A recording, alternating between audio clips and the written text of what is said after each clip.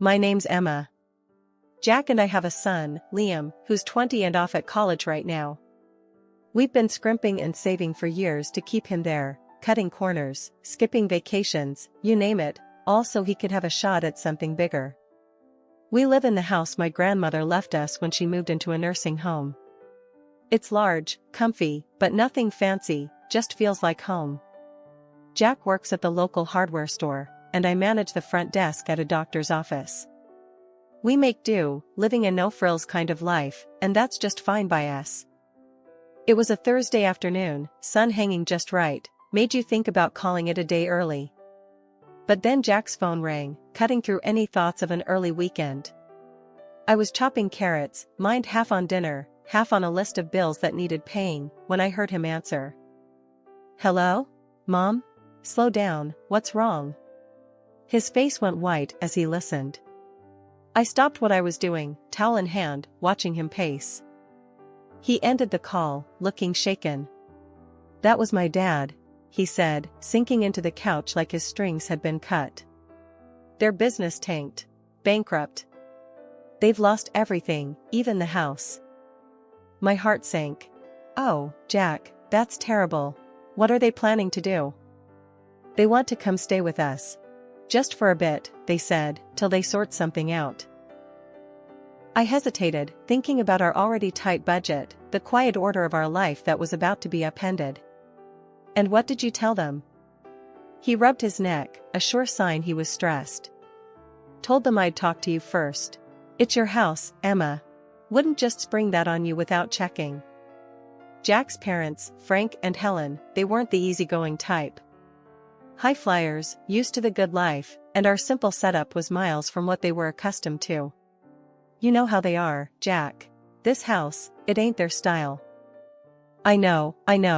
He looked uneasy. But they're my folks, Em. They're stuck. Thinking of all the times they'd visited, noses turned up at our modest living, it was clear they'd be like fish out of water here. But then, picturing them desperate enough to ask for help, my resolve softened. All right, they can come. But it's temporary, right? Just till they're back on their feet?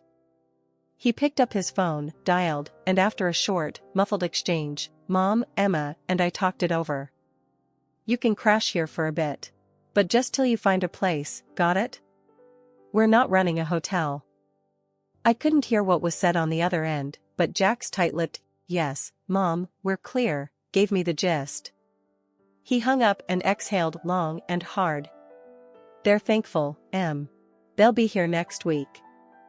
Last week, Jack told his folks they could stay with us for a bit. And today, they were moving in. I watched from the porch as two huge trucks rolled up our driveway, and I swear, my heart sank.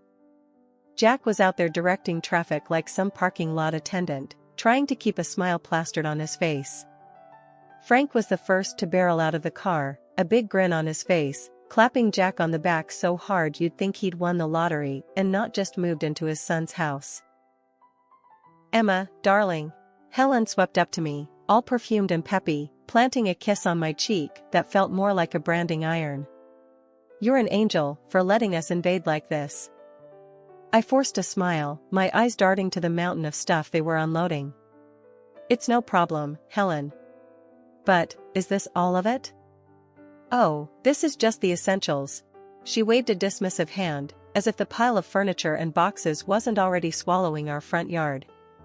The rest we've put in storage. Essentials? I bit my tongue to keep from saying anything rash. If these were essentials, I dreaded to think what they'd left behind. Jack caught my eye, and I could tell he was thinking the same thing. Let's get this stuff inside then, Jack said, more to himself than anyone else. Frank and Helen directed the movers with the kind of authority you'd think they were moving into a palace, not our modest little home. The movers shuffled past, hauling in armchairs, countless boxes, and, would you believe it, a grandfather clock. Who needs a grandfather clock in their temporary home? Right there, boys, just set it all there, Frank directed, pointing at various spots around our living room, which was rapidly disappearing under a sea of their belongings. I pulled Jack aside while the movers took a breather. Jack, this is crazy. They'd brought enough to furnish a whole house. Where are we going to put all this? Jack rubbed his temples.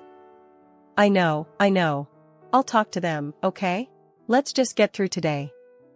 We retreated as the movers continued their work.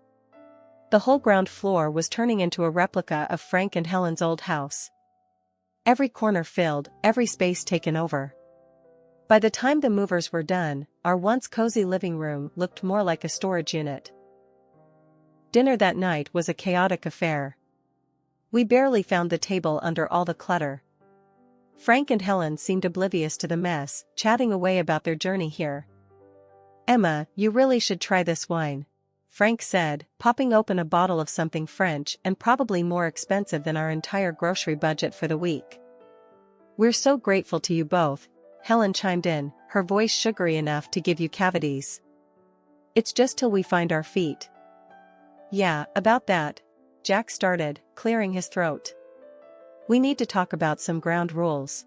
Space is tight, and... Oh, don't worry about it, son. Frank waved him off. We'll manage just fine. Won't we, dear? He smiled at Helen, who nodded enthusiastically. I looked around at our invaded space, the piles of boxes, the fancy ornaments, crowding out our simple decorations. Manage just fine? I wasn't so sure about that. Living with Frank and Helen had been an adjustment, to put it mildly. A few days have passed since they moved in, and just when I thought we'd settled into some kind of routine, the kitchen became the new battleground. It was a Tuesday evening, and I was fixing dinner like usual. Something simple and hearty, spaghetti with a homemade tomato sauce. I was stirring the pot when Helen waltzed into the kitchen, her nose wrinkling as if she'd just walked into a barn. What's that smell? She asked, her tone dripping with disdain. It's dinner, I replied, keeping my voice as steady as I could manage. Spaghetti night. Spaghetti? She scoffed, peering over my shoulder. Where's the meat? The fresh herbs? This is what you feed us? Jack, hearing the commotion, wandered in, drying his hands on a dish towel. What's the problem? His mom turned to him with a look that could curdle milk. The problem, Jack, is that we're expected to eat this. She gestured at the bubbling pot as if it were a cauldron of poison. I took a deep breath, trying not to let her get to me. It's what we usually eat. We can't afford steaks and fancy meals every night. Jack stepped between us, his face set in hard lines. Mom, this is Emma's house, and this is what we eat. If you want something else, you're welcome to cook for yourselves. Oh, we will, Helen retorted, her eyes narrowing. And we expect you to provide the groceries we require. We're not used to living like this. I'd had enough. Look, I'm sorry you're used to different, but this is what we can manage. Our budget doesn't stretch to luxuries. Frank, who'd been silent up till then, chimed in, his voice booming. Then perhaps you need to reevaluate your budget, young lady. We're not animals to feed on scraps. Jack's jaw clenched. Dad, that's enough. We're doing the best we can. The room was thick with tension, everyone's shoulders up around their ears. Finally, Helen huffed. Fine. Tomorrow, we'll give you a list of what we eat. You can make sure it's here. The next day, true to her word, Helen handed me a list. Marbled beef, fresh seafood, organic this, imported that. I looked at the list, my heart sinking. That evening, we sat down with Frank and Helen, the list between us on the kitchen table. We expect proper meals, steaks from marbled beef or the finest fish, Frank declared, as if it was the most normal request in the world. Jack and I exchanged shocked looks. We can't swing that, he said, his voice firm but weary. That's just not in our budget. Their response was swift and harsh. Lazy, both of you, Helen snapped. Can't even provide a decent meal. In the end, feeling cornered, I caved to their demands. I started buying only the highest quality products for them, while Jack and I got by on fast food, just to save costs. A month later, I sat down to crunch the numbers, and my heart nearly stopped. Our food expenses had doubled. And to top it off, Helen's daily luxurious baths had sent our water bill through the roof. Dinner had become a battlefield, but tonight was different. Frank and Helen were digging into some lavish dishes they'd insisted on buying, marbled steaks and imported fish. Meanwhile, Jack and I sat across from them, our plates filled with the simple pasta we could afford. The disparity wasn't just on our plates, it was drawing a deeper line between us every day. As they savored another bite of their expensive meals, I couldn't hold back any longer. "This has got to stop," I said, the words heavy in the air. Helen looked up, her fork halfway to her mouth. "What are you talking about now? We can't keep living like this. Eating separately, different meals, it's ridiculous. From now on, everyone in this house eats the same. And we're sticking to what we can afford." Frank laughed, a harsh sound that grated on my nerves. "You expect us to eat that slop?" "It's not slop, it's dinner. It's what we eat," I shot back, my patience fraying. The laughter vanished from Frank's face, replaced by a scowl. Helen chimed in, her tone sharp and accusing. "How can you be so greedy and lazy? Cooking decent food isn't that hard." They both turned to Jack, their expressions full of expectation. "You're going to let her talk to us like this? In your own house?" That was the last straw. Jack's hand slammed down on the table, making the plates jump. "First off, this is Emma's house. And you will treat her with respect." The impact of his words hit hard. Helen's eyes filled with tears, her voice quivering. "I never expected you to raise your voice at me, your own mother." Frank's anger boiled over as he stood, pointing an accusing finger at Jack. "Look at you, henpecked and dancing to her tune. Is this what you've become?" I stood my ground, though my heart was pounding. "Enough. This conversation is over. From today, no more expensive steaks or fish. We eat the same, all of us." Their looks could have frozen the room. For a moment, no one moved, then, without a word, Frank and Helen pushed back from the table and left. Jack and I sat back down, the silence hanging heavy between us. He reached for my hand, squeezing it tight. "I'm sorry it had to come to this." "I am too," I replied, feeling the weight of the evening settle around us. "But it's the right thing. We can't live like this." After the big blow-up at dinner, things cooled down, but only on the surface. Frank and Helen were quieter, sure, but there was a slyness to their silence that put me on edge. I had a feeling they weren't going to take the new house rules lying down, and I was right. It started subtly. A few days later, I was cleaning up after a lunch of sandwiches when the doorbell rang. I wiped my hands on a towel and headed to the front door, expecting maybe a package or a neighbor. But when I opened it, there stood a delivery guy holding a large, aromatic bag from some high-end restaurant in town. "Delivery for Emma," he said, glancing at his clipboard. I was puzzled. There must be some mistake. I didn't order this. Just then, Helen appeared behind me, her smile a bit too wide. "Oh, I took the liberty of ordering for us. I thought we deserved a nice meal after all the recent discomfort."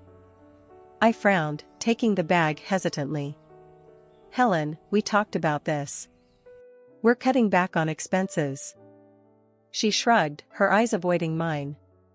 "I thought it was on your tab, dear. My mistake." Jack walked in from the kitchen, overhearing us. "What's going on?" "Your mother decided we deserved an expensive lunch," I said, the weight of the bag in my hands suddenly feeling heavier. Jack's expression hardened. "Mom, we agreed, no more of this." Frank stepped into the hallway, his voice booming. "What's a little lunch going to hurt? You can't expect us to live like monks forever." I set the bag down on the entryway table, feeling the frustration bubble up. "It's not just lunch. It's every meal, every extra expense we can't afford.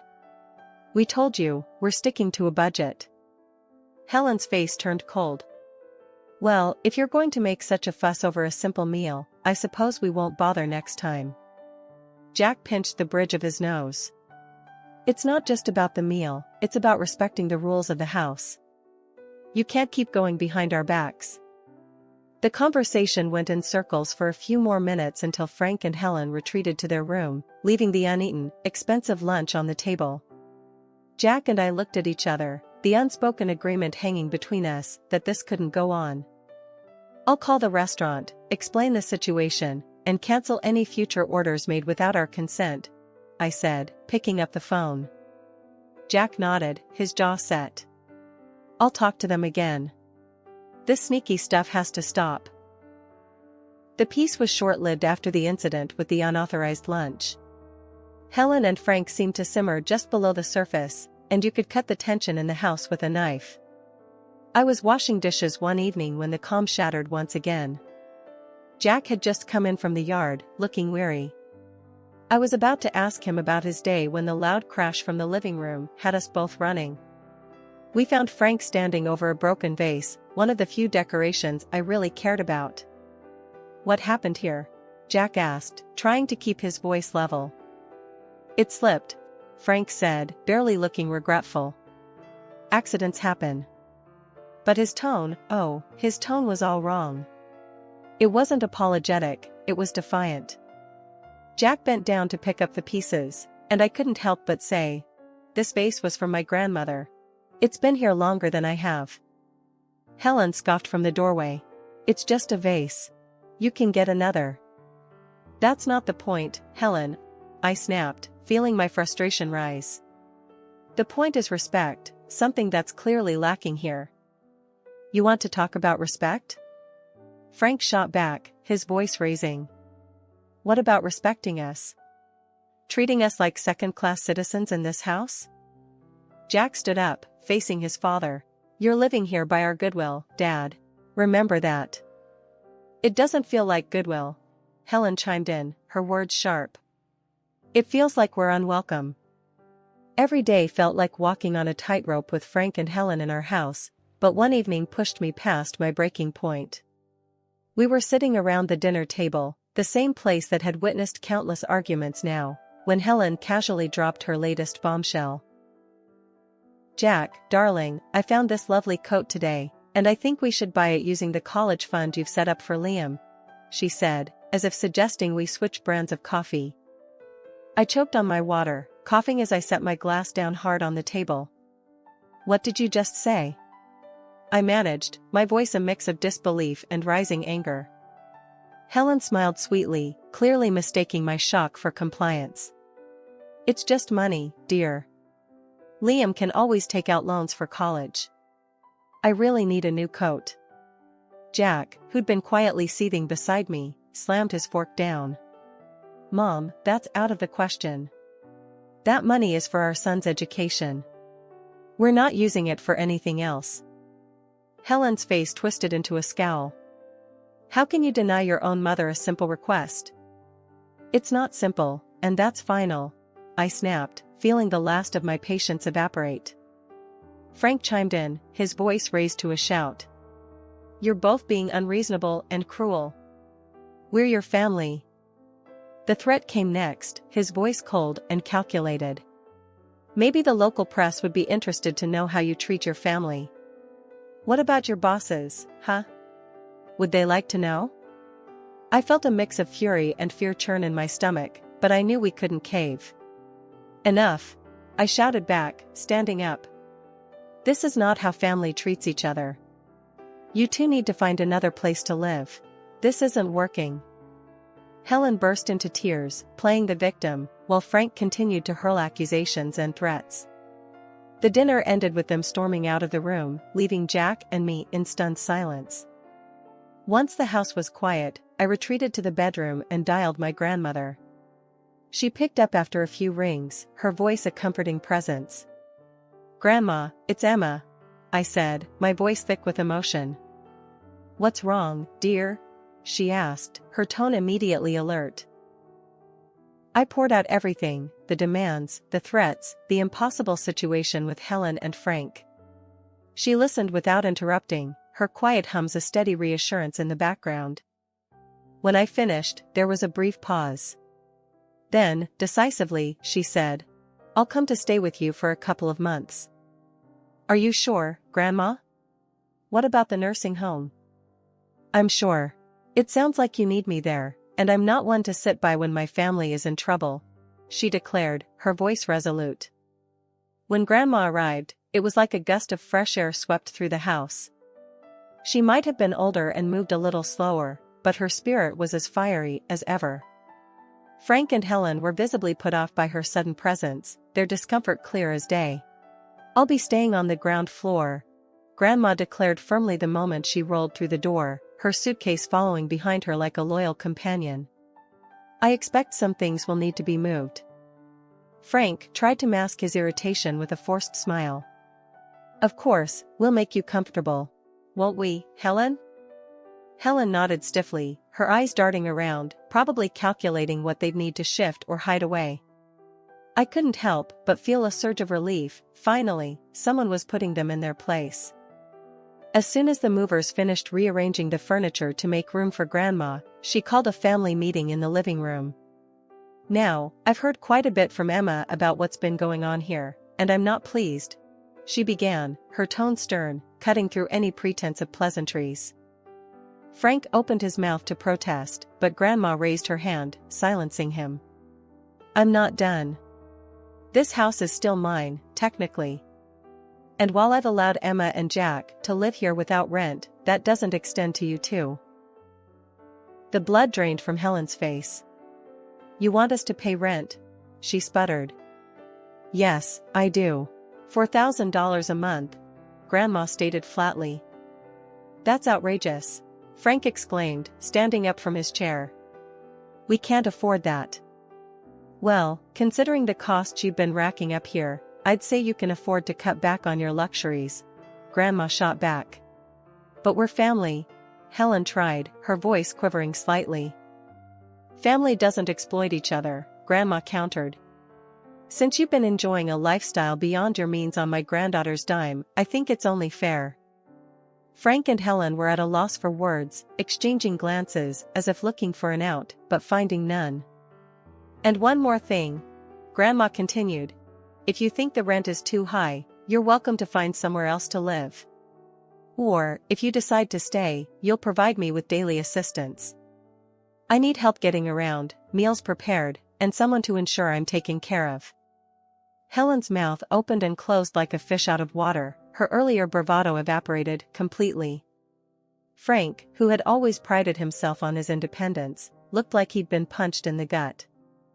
Think it over, Grandma finished, her voice softening just a tad. I'll need your answer by tomorrow morning. As they retreated to their room, presumably to discuss their limited options, Grandma turned to us, her expression softening. Don't you worry, kids. We'll sort this mess out. The morning after Grandma laid down her new house rules, it was like someone had flipped a switch in Frank and Helen. I walked into the kitchen to find them packing their things, a pile of boxes already forming at the door. We've decided to move out, Frank announced, not looking up from the box he was sealing. We found a small apartment. We'll take our things and go. Helen was quieter, busily stuffing things into bags, her movements sharp and quick. It's for the best, she muttered, almost to herself, but loud enough for me to hear. The rest of the morning was a blur of activity. Boxes and furniture moved out the door. Jack helped, more out of a sense of duty than anything else.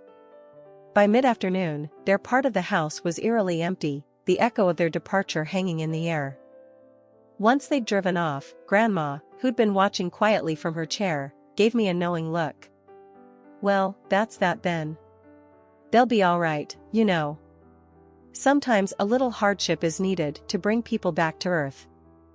We found out later that they'd sold most of their belongings to cover the rent and their other debts. The luxurious life they were used to was trimmed down to essentials, much like their new apartment. Grandma stayed with us for 2 more weeks, a comforting presence in the house. But eventually, she decided it was time to return to her nursing home. Driving her back to the nursing home, I felt a mix of sadness and relief. Thanks for everything, Grandma. We couldn't have managed without you. She waved off my thanks with a chuckle. Oh, nonsense. You're stronger than you think. Just remember to stand up for yourselves.